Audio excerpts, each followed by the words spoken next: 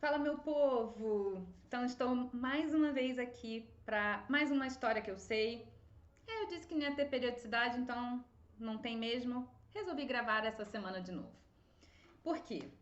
Porque hoje, dia 10 de julho, foi o último. Não vou dizer que foi o último dia, talvez tenha sido antes, mas foi o dia do fechamento real, oficial, forever and ever, do Savoy Ballroom. Mas e aí agora você me pergunta, mas Cíntia, o que é o Savoy Ballroom? Vem com a tia, amigas e migs. Vem que a tia vai explicar. Na verdade, vou tentar fazer um resumo, né? O Savoy Ballroom, no dia 10 de julho de 1958, há 63 anos atrás, ele estava encerrando as suas atividades. Ele foi um dos salões mais conhecidos e talvez um dos mais tatuados entre as comunidades de Lindy Hop. Ele fechava suas portas para dar lugar a um empreendimento imobiliário. E vocês achando que só o Brasil que remove prédios históricos, não é mesmo? Bom, o que acontece com essa humanidade, Brasil? Mas vamos lá. O salão ele foi aberto no dia 12 de março de 1926.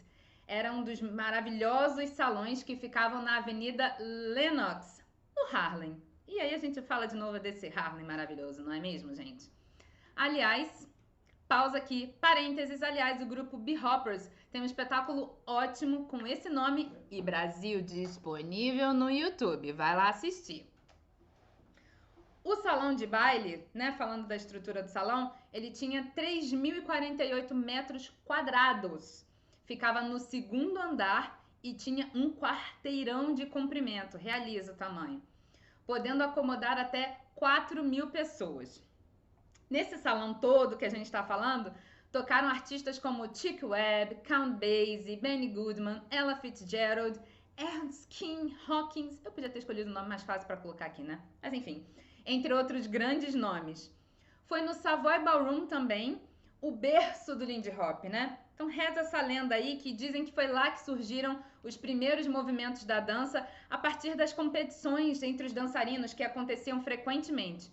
Lembra, a gente falou um pouco disso no vídeo do Shorty George, que eles eram muito competitivos e, né, aconteciam muitas competições naquela época.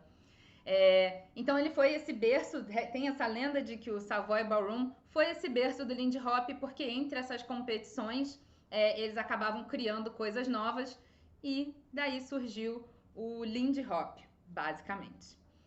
De lá também saiu um dos grupos mais icônicos do Lindy Hop, os Whitey's Lindy Hoppers, ou Congaroos, dependendo de onde você for achar a notícia de jornal. Só um parênteses, quando eles estiveram aqui no Brasil, tinha reportagem que era ora Whitey's Lindy Hoppers, ora Congaroos. Talvez a gente faça um vídeo sobre essa pesquisa que a Joy fez sobre a vinda deles aqui para o Brasil. Bom, e nesse grupo, nesse Whitey's Lindy Hoppers, eles têm vários vídeos no YouTube. No YouTube é ótimo, no YouTube. Se vocês colocarem o nome Whitey's, e eu já vou dizer porque é Whitey's Lindy Hoppers no YouTube, vocês acham algumas participações deles em alguns filmes, que também é assunto para outro vídeo. Bom, então entre os dançarinos que estavam nesse grupo, tinha nomes como Frank Manning, Norma Miller, Al Means, Willa Mai. Enfim, foi um grupo que tiveram vários nomes icônicos de dançarinos daquela época. O grupo foi fundado por Herbert Whitey White. Por que Brasil? Porque o Herbert ele tinha uma mancha branca na cabeça e aí por isso apelidaram ele de Whitey, por culpa dessa mancha branca que ele tinha na cabeça. O Herbert era uma pessoa negra. E aí, por isso, o nome do grupo era Whitey's Lindy Hoppers. Os Lindy Hoppers do Whitey. Ou Herbert, como seria aqui no Brasil, talvez. Então, assim, o grupo foi fundado por ele, que ele era antes o segurança do Savoy, depois ele passou a ser gerente do Savoy, e aí depois ele virou empresário do grupo Whitey's... Difícil, né, gente? Ele virou depois empresário do grupo Whitey's Lindy Hoppers. Então diziam também que era para lá, que era por lá, né, que pessoas como o Herbert, né, que empresariavam grupos, tinham não que empresariavam grupos, mas que tinham esse olhar para saber quais eram os dançarinos que estavam bombando no momento, o Savoy era um dos lugares para onde eles iam, né? Esses olheiros, como diria no futebol, era para onde eles iriam para poder ver e conhecer e, enfim, encontrar esses dançarinos incríveis que tinham naquela época, né? Então, assim, eles se aproveitavam desses momentos, não é que se aproveitavam, né? Como eles viam quem eram os melhores, né? Durante as noites do Savoy, durante os shows, os dançarinos competiam entre si. Ó, de novo a gente falando de competição. E sem semelhança com os bailes funks e o passinho. Enfim.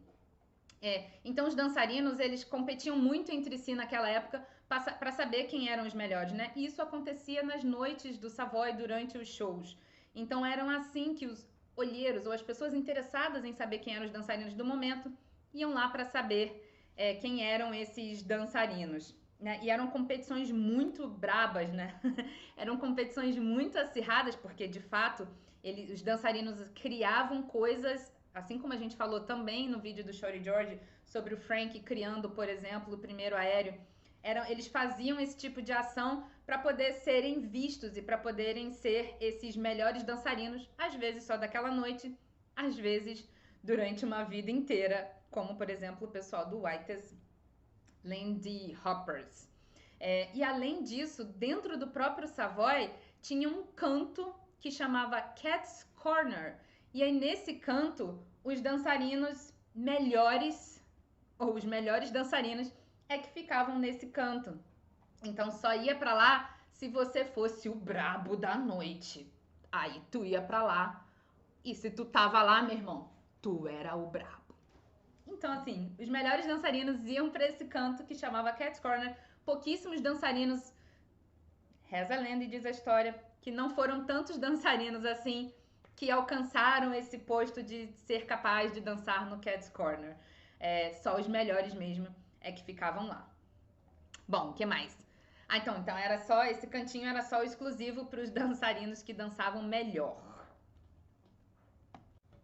Então, o Savoy também, historicamente, foi um dos primeiros salões a aceitarem negros e brancos dançando juntos na pista de dança. Lembrando que a segregação racial nos Estados Unidos nessa época era muito forte, né? Apesar de ser ali, né, década de 30, já ter a escravidão já ter acabado faz um tempo, né? Mas ainda tinham resquícios das leis segregacionistas e isso fazia com que a sociedade não aceitasse muito bem negros e brancos ocupando o mesmo espaço quando esses negros não eram servientes. Né? Então, os negros podiam estar ali para servir, mas não podiam estar ali para conviver negros e brancos no mesmo espaço. Mas isso também da segregação, futuramente também vai ter um videozinho falando sobre ele. Bom, e aí eu queria colocar aqui que não dá pra gente romantizar isso também, né? E só dizer assim, nossa, Savoy, que lindo! Recebia brancos e negros, ai que revolucionário, que emocionante. Calma, Brasil. De fato, o Savoy recebeu dançarinos negros e brancos numa mesma pista de dança. De fato, criou alguns olhares estranhos, mas não dá para romantizar. Naquela época, os dançarinos negros serviam muito mais como entretenimento do que de fato como pessoas sociais, não é pessoas sociáveis, mas pessoas com quem a sociedade gostaria de interagir, vamos colocar assim, né? Então o negro era muito bom, mas para ser o servil, para ser o entretenimento, nunca para ser alguém com quem você quisesse conviver. Isso eu tô falando daquela época, tá, Brasil? Então, muitas vezes os negros, com essa questão toda da competição, né, era a maioria que competia, era a maioria que participava disso, era a maneira que eles tinham de ser alguém importante, de ser alguém admirado, de ser alguém olhado, de ser alguém notado. Os negros naquela época muito mal eram notados, né? Então, os que conseguiam através da dança, participando dessas competições e por isso eles se dedicavam tanto, eles acabavam se transformando nesse entretenimento, porque eles estavam lá para competir, para ser notado mesmo, para que as pessoas reconhecessem, para ter esse reconhecimento deles como seres humanos, eles precisavam ter esse afinco todo, essa ferocidade toda para participar das competições. E isso virava um entretenimento para os brancos que estavam ali para assistir, né? E aí, fora isso, também dizem que alguns dos dançarinos